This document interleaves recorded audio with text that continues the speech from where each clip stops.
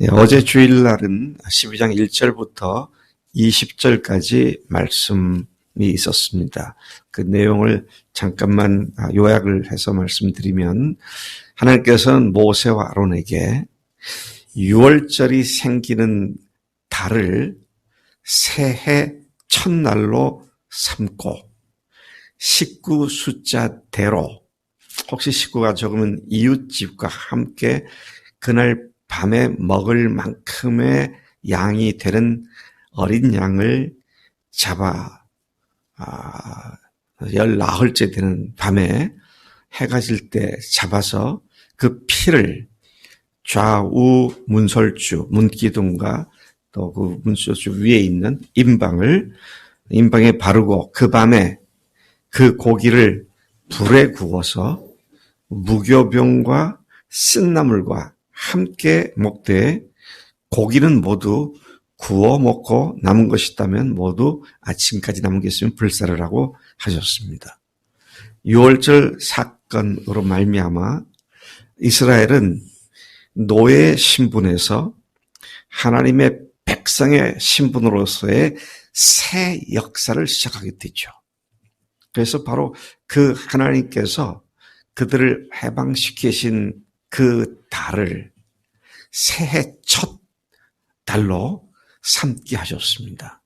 여러분, 우리가 예수님의 십자가와 부활로, 하나님의 은혜로, 마귀에게 속해 있던 우리가 하나님의 자녀로, 죄의 종로로 산 우리가 하나님의 종들로 전혀 새로운 인생을 시작한 자들이기 때문에 예수님의 십자가의 보혈과 부활은 우리의 삶의 근간이 되고 근본이 되는 줄로 믿습니다.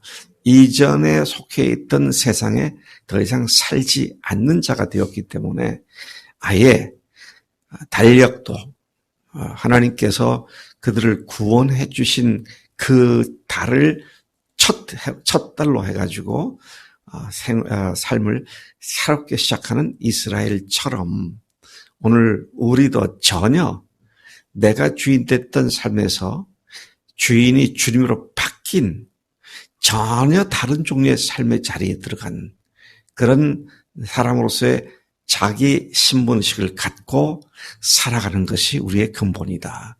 우리의 뿌리가 그렇기 때문에 예수님의 십자가요 부활임을 다시 한번 생각하지 않을 수 없습니다.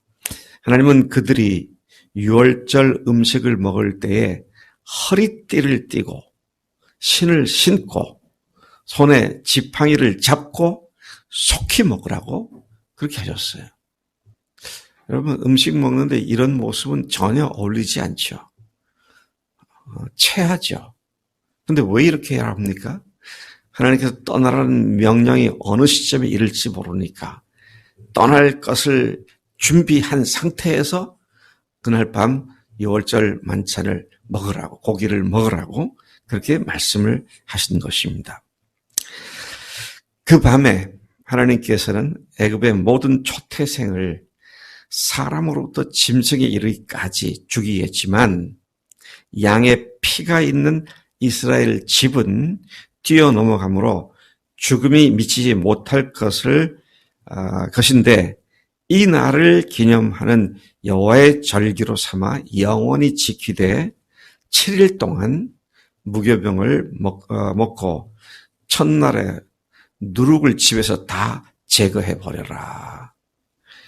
혹 기간 중에 유교병을 먹는 자는 이스라엘에서 끊어질 것이라고 경고를 하셨습니다. 그래서 6월절, 오늘날도 6월절이 되면 이스라엘 사람들은 자기 집에 있는 모든 발효시킬 어떤 것도 남겨두지 않고 다 소독을 합니다. 물에 삶고 불에다 그을르고 그래서 집에 있는 모든 누룩을 다 없애버리죠. 그들은 지금도 3,400년, 500년 동안 지금도 그렇게 하고 있습니다. 네. 야, 참 놀랍습니다. 오늘 우리가 누룩이 뭐예요? 성경에서는 주님께서 누룩을 좋게 말씀 안 하셨습니다. 바리새인의 누룩, 거짓된 것, 악한 것, 하나님께로부터 멀어지게 만드는 것, 다 없애라고, 깨끗하게 하라고 그렇게 말씀하시는 줄로 믿습니다. 이렇듯 하나님은 마지막 재앙이 애굽 지들에 닥칠 때 이스라엘을 구원하시는 하나님의 놀라운 유월절 사건을 미리 말씀해 주고 어떻게 유월절 절기를 지킬 것인지를 알려주신 것이 20절까지의 말씀이었습니다. 참 앞에 9가지 재앙과는 전혀 다른 모습으로 하나님께서 예고하시는데 이 예고를 애굽 바로 왕 앞에도 하셨지만 이스라엘 백성들에게 그 유월절을 맞기 위해서 뭘 준비하고 어떻게 어떤 복장으로 뭘 먹고 언제까지 해야 할지 이렇게 소상하게 유월절 10가지 재앙 중 마지막 재앙을 당하는 그때 하나님의 백성은 어떻게 해야 하는지 이것을 자세히 말씀해 주신 것이 10번째 재앙이죠. 여러분, 그 결국은 뭡니까? 10가지 재앙이 이 바로로 하여금 이스라엘 백성을 내놓게 하는 그 역할을 하긴 했지만 그 결정체는 뭐예요? 이스라엘 백성이 하나님을 제대로 알고 하나님을 제대로 섬기는 출발을 하는 그것을 향하여 모든 재앙들이 그것이 화집점이 되어서 그쪽으로 집중되어 있었던 것을 보게 되는 것이죠. 여러분 다시 말씀드리지만 우리에게 발생하는 어떤 것도 우리와 관계없는 것이 아니라 궁극적으로 그게 다 우리와 연관되어 우리를 위하여 하나님께 향하신다. 이런 믿음을 갖고 사는 것이 너무도 중요합니다. 그래서 뭐라고 했습니까? 잠언에서 너는 모든 일에 여호와를 인정하라. 모든 일에 그분을 인정하라. 그렇게 말씀을 하고 있는 것을 보게 됩니다. 자, 이와 같은 말씀하시면서 유월절을 자자손손 지켜라. 그렇게 하신 뒤에 오늘 말씀 21절부터 25절까지 나오죠. 모세는 그 하나님 말씀을 이스라엘 장로들을 소집하여 너희는 가족별로 유월절 양을 잡고 그 피를 문기둥과 문 인방에 뿌리고 바르고 우슬초로 묶음으로 그 밤에 한 사람도 문 밖에 나가지 말라. 그렇게 말했습니다. 그 이유는 하나님께서 문에 뿌려진 피를 보면 그 집은 뛰어넘을 것이기 때문이며, 이게 참 중요한 말입니다. 하나님께서 피가 발라진 문을 보면 그 문에 피를 보면 뛰어넘을 것이다. 우리 마음에 예수님의 피가 뚜렷이 보이면 주님은 그 피 보고 뛰어넘는다 그러셨어요. 그 집안의 사람이 얼마나 잘생겼는지, 얼마나 똑똑한지, 얼마나 건강한지, 얼마나 못생겼는지, 얼마나 바보 같은지 아무 문제가 아니든가. 문제는 피가 있느냐 없느냐죠. 주님께서 우리를 그렇게 구원하신 하나님이신 줄로 믿습니다. 자, 그렇게 하고 하나님께서는 마지막 재앙을 그렇게 다른 재앙들과 달리 이스라엘을 준비시키고 이스라엘이 그 역사적 의미를 알고 자자손손 그 절기를 지킬 것을 말씀하셨고 그 구원의 사건을 후대에 전숙해 하신 것을 봅니다. 애굽의 모든 가정에 죽음이 임하는 것처럼 모든 사람, 오늘날 죽음이 임하지 않는 사람은 아무도 없습니다. 그런데 하나님이신 예수님의 십자가에서 흘리신 피가 있는 사람은 아무리 죽음의 권세에 아무도 죽음의 권세에 눌리지 않고 우리가 당당하게 죽음을 이겨버리는 삶을 살 것을 보여주고 계시죠. 그래서 우리가 평생토록 감사하고 찬송할 주제는 뭐다? 예수님의 피와 부활 사건이죠. 복음입니다. 이것 외에 우리가 자랑하고 내세울 것은 아무것도 없다는 것입니다. 그 마음에 예수님의 피가 뿌려진 사람에게서 주님께서 피를 보시는 하나님이 그 피를 보시고 우리를 살려주신다. 이 사실을 명확하게 말씀하고 있는 것을 봅니다. 그리고 26절부터 28절까지 해서 모세는 그들의 자녀들이 유월절 예식의 의미를 묻게 된다면 그것은 여호와의 유월절 제사다. 그렇게 가르치라는 겁니다. 참 여기서 보니까 유월절을 여호와의 유월절 제사다. 그렇게 말씀하죠.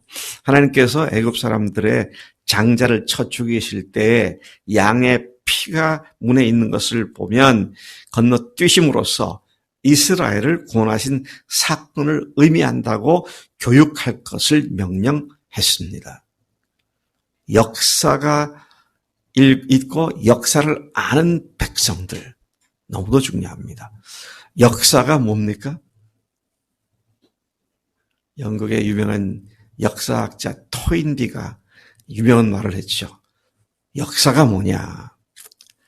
히스토리죠. 히스토리. 그래서 그분이 그렇게 말했어요. His story다. 그분의 이야기다. 역사가 뭐냐? His story다. 그렇게 말을 했죠. 역사란 하나님이 하시는 일을 기록한 것이 바로 역사가 되는 것이다. 자, 그렇게 역사 공부를 시키라고 말씀하신 것입니다. 그래서 바로로부터 감옥에 갇힌 자뿐 아니라 가축의 초태생까지도 모두 죽여서 바로와 그 신하들과 모든 애굽 사람들 누구도 예외 없이 죽음을 맞았고 일어나서 크게 울부짖었다고 말씀하고 있습니다. 우리도 지속적으로 예수님의 피가, 십자가의 피가 그 사랑과 부활의 증거를 쉬지 않고 다른 사람들에게 전하고 가르쳐야겠다. 우리의 근본은 예수님의 피다. 하나님의 사랑의 결정체인 예수님 피다. 31절부터 36절입니다. 그러니까 사실은 출애굽기에서 마지막 재앙이 실제적으로 임해가지고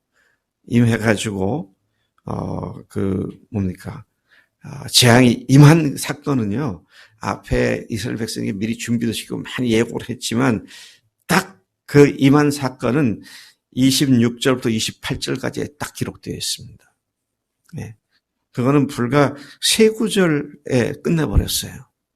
실제로 그게 현장에 임한 것은요. 근데 지금 12장이 51절까지 돼 있잖아요. 근데 보면 다 이스라엘에게 하는 말씀입니다. 이스라엘에게 하나님께서 하라고 하셨는데 가장 중요한 건 뭐예요? 역사를 가르치는 유월절을 지키라는 겁니다. 참 이런 의미에서 우리가 예수님의 이야기를 소상히 잘 다음 사람들에게 전해주는 것이 얼마나 중요한 것인가 하는 것을 보게 되죠. 31절부터 36절까지 이러한 재앙을 당하게 되자 바로가 모세와 아론을 불러 빨리 떠나가서, 여기 보니까 빨리 떠나가라고 했어요. 속히 떠나가서 너희 여호와를 섬기며 모든 가축들도 몰고 나가 나를 위해 축복하라고. 축복하라는 말은 무슨 말입니까? 이제 더 이상 재앙이 없게 나를 위해서 복을 빌어달라. 그런 말이죠. 드디어 바로가 하나님께 항복하고 하나님의 종 모세에게 항복을 해서 이스라엘이 떠나가도록 허락을 한 것이죠. 이런 일을 당한 애굽 사람들은 어떻게 합니까? 야, 이러다간 우리가 완전히 죽는 자가 되고 말겠다. 그래가지고 신하들도 그랬고 애굽 사람도 저놈들 빨리 내버리자. 빨리 가게 하자. 이렇게 된 거죠. 그러니까 어떻게 했습니까? 그들이 밤에 허리띠를 띠고 지팡이를 짚고 먹던 그들이었으니까 빨리 나가게 될 수 있는 준비가 다 돼 있었죠. 그런데 어떻게 합니까? 모세를 통해서 말씀하신 대로 애굽 사람들에게 은금 폐물을 구하니까 그 사람들이 그들에게 다 건네주게 되죠. 아마 그랬을 것 같아요. 달라 그러니까 그래 여기 다 줘. 빨리 줘. 다 보내. 아마 그러지 않았을까 그런 생각이 드네요. 보니까 그들에게 그와 같은 말씀들이 기록되어 있는 것을 봅니다. 36절에 보니까 애굽 사람의 물품을 취하였더라 그랬는데, 여기 난하주에 보면 약탈의 뜻이 있음. 뭐 칼을 들고 협박을 하고 한 건 아니지만 거의 약탈 수준의 그런 물건들을 다 받은 그런 모습을 보여주고 있습니다. 그래서 이스라엘 백성들은 밀가루 반죽은 했지만 발효시킬 시간이 없어서 반죽 그릇째 옷에 싸서 어깨에 메고 나갔다. 그렇게 말씀하죠. 이스라엘 백성들은 모세에게 들은 대로 그렇게 했고, 그 밤에 있었던 사건, 6월절 사건은 그 다음날 출애굽으로 바로 이어졌습니다. 그것은 하나님이 하시게 하니까 순식간에 바로 200만에 이르는 또 수백만의 가축들까지 함께 다 동시에 다 떠나버리는 이런 일이 하루아침에 이루어졌음을 다시 보게 되는 것이죠. 우리가 주님이 하시면 바로 하십니다. 잘 안 되는 것 같고 오래 끄는 것 같은데 그분이 손을 들어 일하시면 속히 되는 줄로 믿습니다. 하나님 아버지 감사합니다. 이 아침에 10가지 재앙의 마지막 하이라이트가 되는 애굽의 모든 장자를 쳐 죽이는 일이 고작 3구절에 기록되어 있지만 하나님 이스라엘이 그 하나님의 역사를 알고 배우고 또 후손에게 가르치는 그 일을 준비시킨 하나님의 역사를 보게 됩니다. 하나님, 주님께서 하시는 모든 일이 그 누구도 아닌 우리 그리스도인들을 위하여 그리스도인들에게 행하시는 일인 줄로 믿습니다. 하나님, 너는 모든 범사의 그를 인정하라고 하셨는데 우리가 주님을 의지하고 어떤 일도 그냥 아무 의미 없이 무의미하게 발생하는 것이 없음을 알고 주님께 초점 맞추고 십자가와 부활을 자랑하고 사랑하고 노래하고 증거하는 매일의 삶이 되도록 인도해 주시는 줄로 믿습니다. 우리가 그렇게 살겠습니다. 감사하고 예수님의 이름으로 기도를 쌉나이다. 아멘. 아멘.